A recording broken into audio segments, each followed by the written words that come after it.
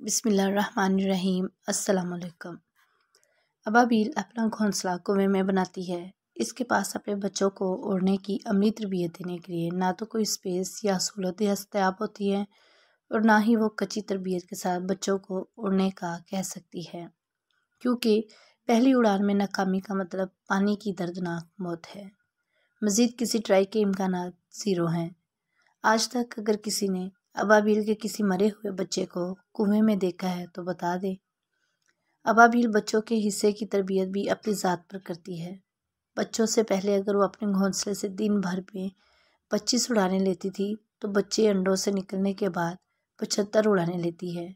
यूँ माँ और बाप 150 उड़ानें लेते हैं, ताकि अपने बच्चों का दिलो दिमाग इस यकीन से भर देते हैं कि यहाँ से उड़कर सीधा बाहर जाना है और बस, और कोई ऑप्शन नहीं है। एक दिन आता है कि बच्चा हाथ से निकले हुए पत्थर की तरह घोंसले से निकलता है और सीधा जाकर कुएं की मंडेर पर बैठ जाता है। हमारी औलाद हमारे यकीन में से अपना हिस्सा पाती है।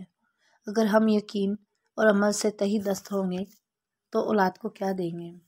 बच्चों को कहानियाँ ना सुनाइए, बल्कि अमल करके दिखाइए। यकीन करें, वो जितना आप पर इत्मीनान करते हैं दुनिया के किसी किताबी हीरो पे